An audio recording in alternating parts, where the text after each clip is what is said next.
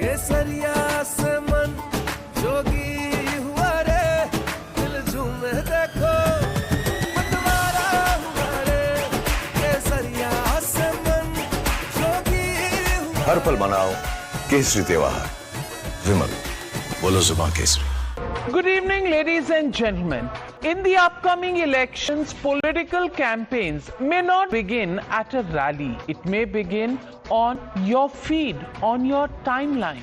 Hashtags could compete with slogans, memes with posters, reels with rallies. Because Indian politics has discovered a new constituency, Gen Z. Listen in to Rahul Gandhi today at an event to mark the birth anniversary of his father, former Prime Minister Rajiv Gandhi. Once again, the conversation came back to students, young protesters, and the Prime Minister's "I forgive them" remark.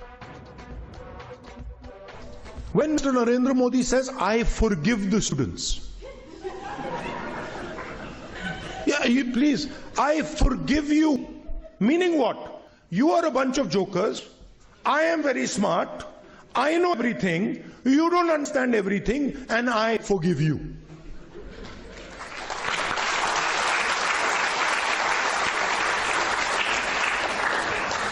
Then suddenly they got scared. And Mohan Bhagwatji says, no, we should not attack the students. You are attacking the students every day because you believe you know the truth. That Gen Z is becoming India's newest political battleground is increasingly clear. And Team Rahul now wants to ride that wave after clearly being slower off the block. At the Congress Working Committee meeting, party chief ministers were asked to draw blueprints to revamp education and examination systems within a month. And as Rahul Gandhi gears up for the latest edition of Chhatron Ki Goonj in Pune on Saturday, Congress has decided to turn it into a nationwide political program spanning across 800 cities and towns. The BJP, however, is dismissive of this outreach. छात्रों की गूंज है या राहुल गांधी अपनी जमीन तलाश रहे हैं, ये तो मैं नहीं जानता। जो आइडियोलॉजी को मानते हैं ऐसे ही लोग वहां आए, ऐसा प्रयास होने वाला है। कांग्रेसियों के माध्यम से जिनको बुलाया गया उनके साथ ये मोनोलॉग है, मैं कहना चाहूँगा। And if the Congress is taking its goonj to 800 cities, the Modi Sarkar has its own counter strategy which is equally ambitious. One day, one university. Every day, one union minister on one campus, face to face with students over their concerns. Prahlad Joshi and Manduk Mandavia are coordinating this entire exercise discussed at yesterday's cabinet meeting. Interestingly, in the same cabinet meeting, ministers were also reportedly shown their social media performance rankings from May 1st to August 15th. Post, reach, engagement, likes, followers. Well, Prime Minister Modi quite predictably ranked number one. And the message to ministers was up your digital engagement. Important to reach out to that audience. Given that this social media test comes right ahead of a likely cabinet reshuffle, imagine how the political appraisal sheet is changing. And the outreach doesn't stop at Gen Z. It is Gen Alpha which is already on the political radar. Prime Minister Modi is reportedly asking his ministers to visit government schools in their constituencies. Bihar government is putting a price on digital reach. 10,000 rupees for every 1 lakh views for empaneled creators promoting government programs. And in poll-bound Uttar Pradesh, Akhilesh Yadav is recruiting influencers as well. His party has engaged with 200 plus digital creators and wants to push paper leaks, jobs and education issues straight on to the young voters' timelines. ये बात मौजूदा देश के प्रधानमंत्री को, गृह मंत्री को और इस सरकार को बेहतर तरीके से समझनी चाहिए। जेन जी ही आने वाले समय में इस भारत को आगे ले जाएगा। अभी हम विकासशील देश के रूप में हैं विकसित भारत चाहिए तो निश्चित तौर पे इस जन जी की बात सुननी पड़ेगी। But strip away the reels, the hashtags and political branding, the numbers explain the scramble. By 2029, India's Gen Z population will be close to 380 million people. 38 crore people. That's roughly 1 in every 4 Indians and set to become an extraordinarily consequential political cohort. And here's the fascinating electoral angle. Look at how India's youngest voters have moved over the last 5 general elections. In 2004 and 2009, Congress led the BJP among 18 to 25-year-olds. Then came a dramatic reversal in 2014. For 3 consecutive Lok Sabha elections, the BJP has held a commanding advantage amongst young voters in the age group of 18 to 29. But in 2024, that gap narrowed marginally from 20 points to 18 points. Perhaps why the Congress sees an opportunity and why the BJP isn't leaving the field unattended.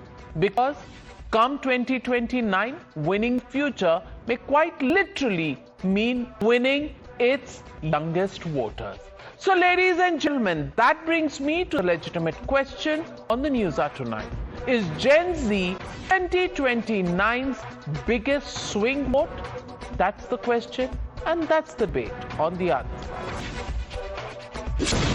You're watching the News Hour at 9. Debate number 1 on Times Now. Super Prime Time.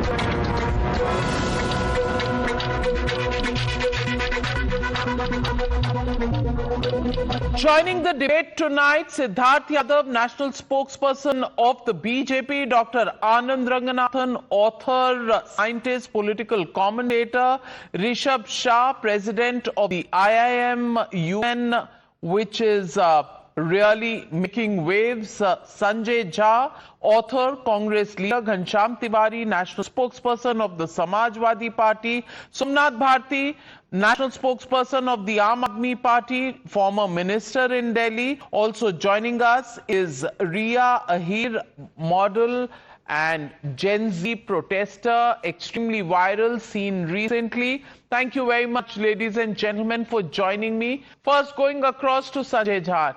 Not quite Gen Z, but I want to ask the question, Sanjay Jha. We may have passed that, but engagement with Gen Z is becoming the biggest tool for political parties, and suddenly there is a scramble. The Congress party wants to connect 800 cities. Rahul Gandhi, left the space for a bit. The Cockroach Janata Party took that space during the protest period, now wants to make a comeback. I just want to ask you, is this once again about appealing to an audience that is going to be an audience of 38 crore voters in 2029? That's nearly 27.4% of the total electorate in 2029. Somewhere, do you think political parties are reinventing themselves? Navika, good evening to you and to all the panelists on the program. It's wonderful to see some young people on the show, and I think that's a wonderful debate. Thank you for referring to me and Ahir as well as Risha. I like that. I like that. So, no, here is the simple answer. I think beyond looking at it from the prism of vote bank politics, I think it's a national responsibility of both the BJP and the Congress and other national and regional parties to pay attention to what we call as the future of India. This cannot be left to just the cosmetic lip service that happens during election time when rhetoric rules. Let's look at the truth, Navika. And I want to call a spade and a shovel a shovel. Full credit to the Cockroach Janata Party for having created an environment that has galvanized the issues of the young into the mainstream. And I can tell you for a fact that while jobs, while cancellation of exams, etc., was the pivotal trigger, the issue of jobs is probably going to be next that we should be talking about. The impact of AI into future jobs. I think India is going to have significant repercussion of technology impacting the future of the young. There are issues of climate change and environment. The things that we in our political discussions think are very esoteric and don't deserve to be given attention. But that's what's bothering the young. I think end of day, whether it's governance, whether it's about climate change, mental health, proper examination system, jobs, I think the young need to be mainstreamed without any further delay. I think until we recognize that the Gen Z phenomenon is not just a temporary, transient, Instagram-driven success story, I think the Gen Z's success over the last couple of weeks is now rubbing off on not just the younger Gen Alpha. I think Gen Millennial, Gen X, boomers, people like you and me probably, have to look into what we need to do to be more adaptive, to incorporate the young in the future of this country. I think it's boring to keep referring to Gen Z and others as demographic dividend when we do nothing about it.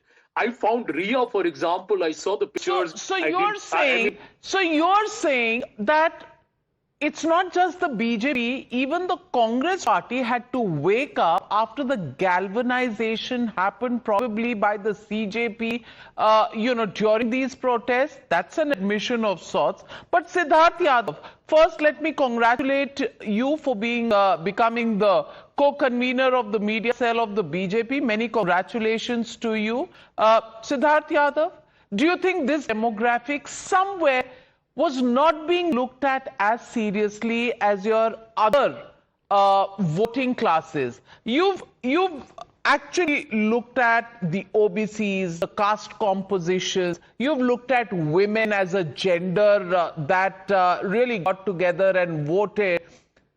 Suddenly, Gen Z or youngsters, let's call them youngsters, who've come up, and this is an age group probably where attention wasn't quite paid, and suddenly you realize the importance of the voice of this particular class. It may be totally caste agnostic, it may be totally gender agnostic. It has a vision of India that it wants to see. It has great exposure and frankly had not been engaged for a long time. Is that why there is a scramble right now? One university, one day? Good evening, Navika ji. Good evening to all your viewers. Navika ji, there's no denial that India is the youngest country in the world. We have more than 65% of the population under the age of 35, and therefore youth issues have to be a continued focus. All governments, despite the fact that who's in government or which state the government is in, or is it a central government or a state government, any establishment has always have to follow the focus on youth issues. We have been trying to do so from 2014. Now, I would not buy the argument that this has been a shift after 2026, because if you would have noted from 2014, there was an entire shift in how we looked at youth issues. The kind of ecosystem that we have built. We had seen an era of data for 259 rupees a GB on an average before 2014, which is now at what cost all of us know. We had never heard of issues like startups, unicorns, investments, angel investments, venture capitalists, all such kind of things. Startup India, training students in the Skill India for students, giving them opportunities under Mudra. So all such things where young people would have to come from different backgrounds. Some have more access to more IITs, more IIMs, more AIMS. Some would have more access to more triple ITs. Some would have more access to more ITIs. But the entire focus has been that more opportunities have to be given to the youth. So no denial about that. This is point number one. Point number two, I do admit that in 2026, the focus is even more now. It might be because political issues that is more in the debates, but from the perspective of a government, the kind of engagement that we have been doing after 2014 is a continued engagement. More than 4 crore registered for Pariksha Par Charcha. More startups being registered in this country. More unicorns now in this country. But you will admit, Siddharth Yadav, that you've had to change gears. You've had to change the pattern of engagement. What worked in 2014 or 2019 not necessarily will work in 2026. No, that's right, Navika. That's right. And that's when I say it's a continued focus, the continuity would have to, embody in itself that the way we engage with this has to be different. Absolutely, issues in 2026 have to be different than those in 2016. But the kind of foundation that we've been laying from 2014, Navika, we started off where there was no ecosystem for the young people to flourish. The kind of aspirations that the young people had, nobody from tier 2, tier 3 cities could have imagined of making, a startup and then doing an IPO and becoming a unicorn. This was not the thought in the general public. Okay. There's a shift. Let's ask the Gen Z panelists on the show. Let me ask Rishabh Shah. Do you think opportunities for youngsters, for the Gen Z have increased? Number one. Number two, was there a communication gap? Was there a little bit of taking for granted? How do you look at this new emphasis and impetus which has come in as far as the Gen Z, the youngsters are really concerned? Which party does it better? So firstly, thank you for having me on the show. But at the very outset, I'll just clarify, I'm a millennial. We work with Gen Z and Gen Alpha, and my entire team is Gen Z. I was not giving the admission that I'm a boomer. I was just going ahead with saying that I'm a Gen Z. You could have gotten away with that, but thanks for being truthful. Yes. Maybe you're passé. Maybe millennials, boomers are all passé. Maybe the world now belongs to Gen Zs and Gen Alphas. Maybe we're just very deferential and very polite as a generation as well. But thank you for the compliment. And, coming to what you were mentioning, I think the country's finally woken up to a large population. As much as the political parties would like to say that they were paying attention to Gen Z or Gen Alpha, education for one issue, we work with 150,000 schools. I know that education was not given enough focus as much as it should have been. 5,85,000 crore has been spent on the overseas, that's the amount of money that goes on overseas education. That's about the budget of 26 or 28 of our states. We've decreased the total number of schools from 2014 to 2026. The number of teacher job vacancies have increased from 8 lakh to 10 lakh. So the idea that, yes, of course, I'm sure that the government was concerned about young people, but I don't think governments have been looking at young people as seriously as they've now had to look at, because this is a cohort that was civically conscious. Navika, what suddenly happened is that they've become politically vocal. Suddenly, everybody's found a voice. Suddenly, you're seeing a South Mumbai person along with somebody from, say, South Sonipat coming together and they are protesting. And that was a worrisome sign, I think, for all political parties, and therefore there is such an overreach that has happened. There are few organizations like the RSS that have been continuously engaging. And I must say that, the RSS chief came recently, and for all the attention came to IMN, so to say. This was 6th engagement. The RSS publicly has engaged 6 times. Every 3 months, Sarsangachalak used to meet young people. But how many people from the BJP or for the matter the Congress actually were concerned about those who were not voting? We work with 11 to 19-year-olds, Navika. Nobody really cared about the 11 to 19-year-olds. You had 2 politicians who were, who had the foresight saying, let's engage with them, but they were far and few. Now, suddenly the entire country is woken up because 52% people are going to vote in 2034 and they're going to decide the future of the country. So I'm glad it's happening, Navika, and I'm glad that everybody's talking about it. So will you guys, do you think these people will actually go out there and vote? They have expressed political opinion for a long time. They were just not interested in politics. Now they've begun to express political opinion. Will they go out and vote? I think they will, because now with everything that's been happening in the recent past, like our generation used to sit and complain, and then we used to, majority of my friends went overseas if they had an opportunity, and the ones who stayed in India, they're like, kuch nahi hone wala, kuch nahi badalne wala. But now suddenly you find this new gusto in young people, whether you see it in the, the outreach that the BJP is conducted, or for that matter, even the Congress, you're seeing young faces who are not, who are not given a vada pav or a samosa to go for a rally. These are people who are essentially... Does ideology matter to Gen Z, or are they looking at what works, what doesn't work for them? Navika, to be honest, the ones who I work with and the ones that I talk to, I don't think ideology is as important. They really don't care about, with no disrespect to Savarkar ji, or no disrespect to Nehru ji. They don't care as much about those people as much as they care about the fact that there's inclusivity that is important. There are issues on mental health, climate change, and this is cutting across, from Kaziranga all the way to Maharashtra. It's the same issue that is playing out everywhere. So I think there are certain issues that we talk about, and whoever delivers on these issues, and therefore, so happy that the government yesterday made this one university thing. I think it's a great move, and would like to commend, the BJP co-convener and, via your channel, all the people who watch it. It's a great thing, but it's a little too late. And if you're doing this, my humble suggestion and entreaty is this: why don't you build a youth manifesto? It's not that people are disillusioned with Prime Minister Modi. There are so many people who I know who look up to Prime Minister Modi. But the thing is, it's also true that the Prime Minister has not had a full-fledged press conference. It's also true that some of these issues exist. So why don't you make a list of these issues from young people in an unbiased way? Don't do it via BJYM. Don't do it via an ABVP. Do it directly with the university. Do it via neutral platforms. And there are very many. And then you'll get the real voice of what young India wants. Wow, that's a great suggestion. That's a great suggestion. And look at the landscape changing, Somnath Bharti ji. Somnath Bharti ji, do you think this is an awakening that has forced political parties to sit up, take notice? Traditional caste combination, women voting, put money in women's accounts, and that's how votes will come in.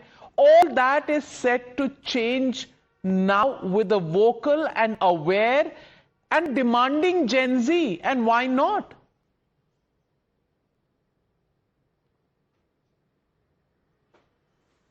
Navika ji, thank you for allowing me to speak finally. See, while we're talking about Gen Z, today in press club, what's happening? Just have a look at it. In a panel of 7 people, I've come to you, right after the 2 main political parties and 1 Gen Z guy, और आप मुझे पहले से ही कटघरे में खड़ा कर रहे हैं. आप headmaster हैं. Look at this. This is happening in press club in Delhi. Honorable Prime Minister Mr. Modi is being presented as a god. Can you imagine? And then this political party will be a choice of Gen Z. Today's time, Navika ji. The press club, just to put on record the fact, the press club has said they did not organize this. Somebody hired the venue and did what they wanted to do. Sweet. All right. So that's okay. So finally, BJP is showing its real face. Gen Z, your house, my house, in the panelist's house, Gen Z is a rebel. Remember this. Gen Z, as my learned friend said, Rishabh was possibly saying, Gen Z will never ever agree to things without understanding the rationale behind. So if today BJP is trying to project Mr. Modi as a new god, we already had 33 crore gods and goddesses in India. Now we have 1 more. So if that is how BJP is approaching towards Gen Z, forget about it. BJP will not be choice of Gen Z at all. That's my humble submission to you and to my learned friend from BJP. आपकी party में भी लोगों ने कहा था Kejriwal is like a god. Finally. मैं बात कर लूं? नहीं, आप कर ले, पर ये कहीं कॉन्स्टिट्यूशन में नहीं लिखा कि मैं आपको कोरोलरी नहीं दे सकती. ये कॉन्स्टिट्यूशन में नहीं लिखा है. And only Gen Z is not rational. Some of us boomers are also rational. आप थोड़ा वेट कर लेना. अगर आप थोड़ा वेट कर लें, नहीं, boomers. Navika, I respect you a lot. Please permit me. Okay. See, the problem is today the journey across the nation, if you see, the children have traveled. They have started questioning. Can you imagine in a remote area in India, if a girl has started questioning the DM of the area. They had all rushed to the DM office and they questioned the DM, they forced the DM, and they made them do what they wanted to do, what they wanted them to do. They, forced them to build a road in front of their school. So today's Gen Z is all awakened. They will not be put to rest by, false promises, fake promises. Absolutely, and that's the way it should be. That's the way, things should happen. And when we were students also we questioned. We didn't have the space of expression as the newer generation does. Social media is an empowering tool that allows them to speak. We used to write for youngsters magazines and stuff like that. We didn't have this kind of thing. The younger generation has always been questioning, and now they are vocal because they have platforms to be vocal, which is why everybody who went through a traditional mindset of going and doing their politics has to now change. I want to ask you, Ria Ahir, have things changed? Will they change? Will political parties really have to recalibrate their politics simply because Purana hai to chalega is not going to work anymore? And what do you think about Mr. Rahul Gandhi picking on the Prime Minister and saying he has forgiven people because he thinks everybody is a joker? Do you really think that apology made, everybody a joker? Namaste to everyone. Navika ma'am, long time no see. Absolutely. Okay, lovely to see you again. Thank you. Mr. Chandra, you were going to talk about me. I believe it was in the right manner, so thank you for that. So I will start with a change. First, to start with, I would like the education budget to go to 6 for Viksit Bharat and not remain at 3%. And everything is amazing, but we Gen Zs don't like to be played. And we will call you out if we hear you playing with us. When there is a cabinet meeting happening, when everyone is coming and talking about how much is your Instagram reach, how much is yours. This is how we talk when we are in an influencer program. We cannot ever had fathomed that ministers are going to talk about it. That's amazing. They want to reach to us. But reaching out on Instagram, does it qualify for the budget reaching to these people in the rural areas? That's the question that we want to ask. The likes you will gather and everything, amazing. But when you go to universities, are you going to be there for applauses and speech? Or are you actually going to talk to the students and let them talk unfiltered? Mr. Rahul Gandhi and saying such things about him, again, people are already addressing me as a left-winger or a Congressy. I'd like to say, as I've always said, I'm politically ambivalent, and my interest lies where the country's interest is. So what he says, I personally haven't heard his comment towards Ria, I quite agree that everybody should have the right to speak unfiltered. But is unfiltered equal to abusive? Is that the right you want? Absolutely not, ma'am. When we have this right to speak to people, as you have seen, the way I practiced my fundamental right, I wasn't disrespectful to anyone. Even when Mr. Ranganathan was interrupting me the last time we were having a conversation, I was still very respectful towards him. And see, that means everyone has their own opinion, but I'm not trying to tell people that, hey, abuse is okay. There is a certain way that we, like they say, maintain the decorum. This is unparliamentary language. Fair so point. We all have to be aware of it. Well done, Ria. Anand Ranganathan. Professor Saab, now please address the students, the Gen Z on the panel, millennial also, but I'll pretend you are Gen Z because you're dealing with them. And also on how this entire chemistry of politics is actually changing right in front of our eyes. Good evening. I dare not address you in an age bracket, but you yourself call yourself a boomer. So good evening to you and to everyone out there. But I'm mother to a Gen Z and grandmother to a Gen Alpha, so don't take me lightly. Of course. And Ria ji has already preempted, and maybe she thinks I'm a police when she stopped me already. I don't remember interrupting her, but I think she spoke really well. But if she said it, she's right. Anand, no two ways about it. Gen Gen Z ने बोला है तो ठीक है. Gen Z ने बोला तो ठीक, भाई की तरह से. No, look, I think it's a great discussion. Let me add my 2 bits to it. I believe we are looking at completely the wrong way around. And I'll tell you why. You know, when my good friend Sanjay talks about that, this is the future of India. Well, the future of India would be very bleak if we do nothing about the present of India. The fact of the matter is, we need to decide when we keep on in a very grandiloquent fashion say that the India we're going to hand over to Gen Z. Are we going to hand over to them an India that they have to build or to rebuild? That is the question. If we hand over to them an India that we have to rebuild, that means we've already destroyed India in a very large measure. We shouldn't be doing that. So I think all politicians, all political parties should be concerned not about Gen Z, but to a generation previous to that. Because what does the data say? 84% of all Indian Gen Zs live with their parents. That's a fact. 76% of all Gen Zs trust most their parents and their parents' political opinions.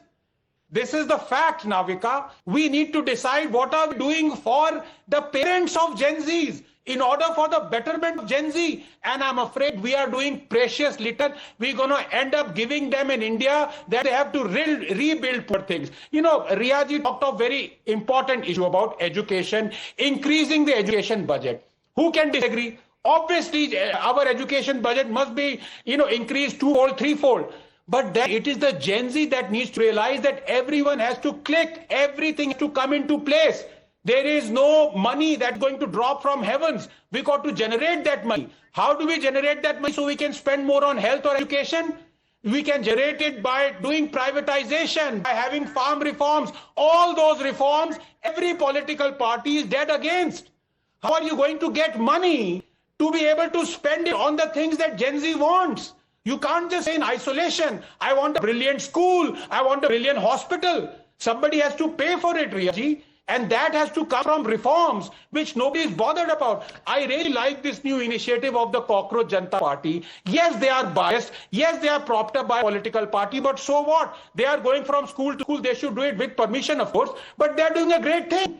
Because ultimately, if a school in whichever state it improves, it will be for the betterment of the parents of Gen Zs and the Gen Zs. Yes, they are not concentrating on Jharkhand or Punjab or Congress-ruled states where the schools are in a pathetic situation. But then let others do it. If they are concentrating in Rajasthan or Maharashtra, BJP-ruled states, that's good for the children of that state. Why would one disagree with that? Well, nobody is disagreeing with that. I have studied all my life. My entire schooling has been in Jharkhand, in the olden times. And I think I've got decent education to come and, compete in the world outside. The issue is, have we built on that? What happened 30 years ago, have we built on that, or has that been status quo? Ghanshyam Tiwari, isn't this about how much have we changed? How much have we built? Yes, there are new IIMs, there are new AIMs, yes, there are new IITs that have come up. Some changes have happened. The question many are asking, is it enough? Is it enough? Is it all encompassing? Is it equal to every strata of society? And does it actually build a more aware, younger generation that can build a better tomorrow? Isn't that what this is all about? Good evening, Navika ji, to you, my fellow co-panelists and the viewers. If you look at 16 to 21-year-old in India, there are 15 crore people in that age bracket. Of that, roughly 40% or 6 crore come from families where per capita income per month is 4,000 rupees. Another 40%, 6 crore, come from families where per capita income per month is 8,000 rupees. If you look at the 50% women in this category, of that 50%, 55-60% are malnutrition. This is the reality of the 16 to 21-year-old. 30% of these people will go to colleges, 70% will not go to colleges, or they are not in colleges. Now, have we done enough? Obviously not. But when the protest began, it began with the education minister. So let's make this abstract discussion very real. Who is the education minister in India today? Is he an education minister who has done anything in education? Is he there for good, or is he a temporary education minister? This band-aid approach of midnight Instagram, a temporary education minister who's discredited for his support to rapists of Bilkis Bano. These things don't appeal to Gen Z. They don't consume information through the WhatsApp University of BJP. They consume information by their own efforts. Now there is AI that helps them consume information. They consume information on its own merit. They check with their friends. There's Instagram. There are many other fields.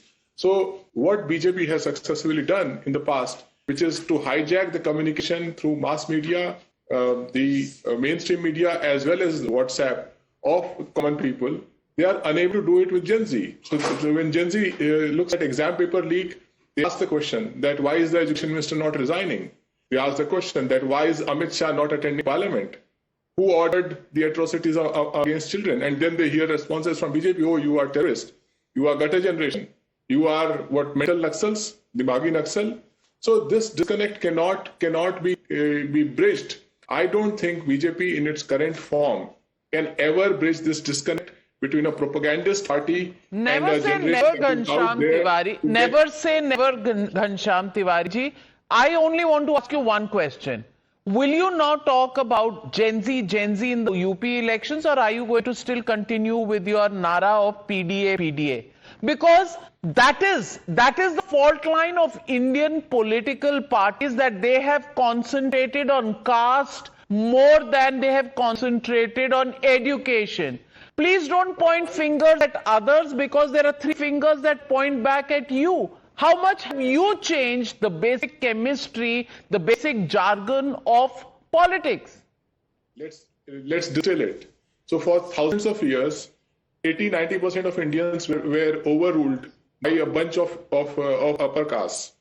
Now, if the Samajwadi socialist movement came up and they said India has to be equal, if Ambedkar came up, if Lohia came up, you are saying that we crafted the politics on caste lines? No. We are the ones who are equalizing society, not the BJP, not the Manusmriti, not the RSS. When did they go after equalizing society?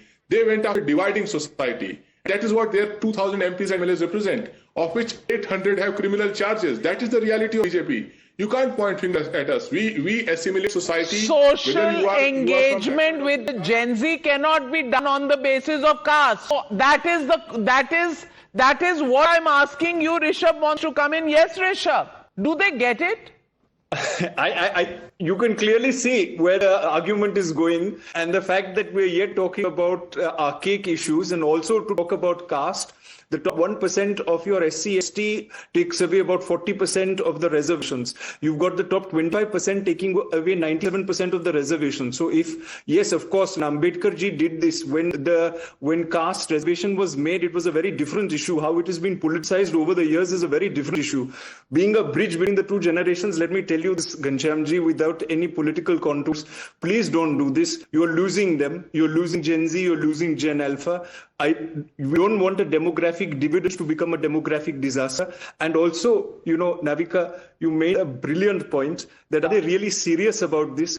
1968 was the National Policy on Education, the NPE. That allocated 6%. That said 6% should be attributed to education of the GDP. 1986, the policy changed. 2020, the name of the policy changed. It became NEP. Even still, the 6% was not allocated per se. Now the RSS chief has made he's again confirmed, and he said that, yes, now we are going to make this a thing. And that's something that I really want happening in this country. I would also just quickly mention, we mentioned about, Professor Ranganathan mentioned about the CJP. I think the CJP became a political thing, and of course there was a lot of things that were that benefited people at large, but I think that we should stay away from the politics and we should talk about the issues at hand.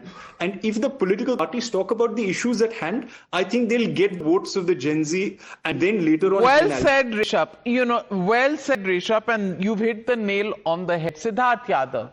People don't want only to see how many likes, how many followers.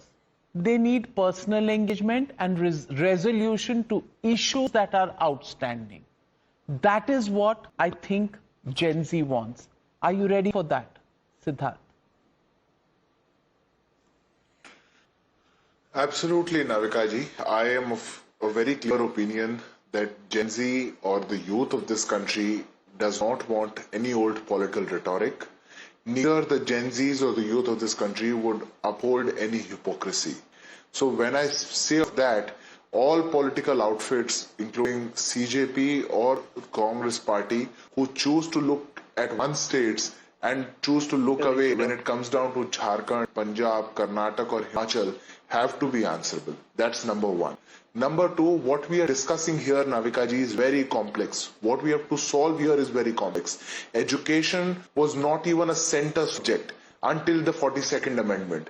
The constitutional framers have thought that the states have to take the onus of education in this country. After 42nd Amendment, it was brought into the concurrent list. Now it's in the concurrent list. If we have to speak about a robust school education system, we have to speak about what is the quality of that school education in the states. We take that responsibility. We are ready to take that onus on us. But when we speak about an education budget in the country and that it be 6% or 5% or 4%, I've been a student activist myself. I have advocated for 10%.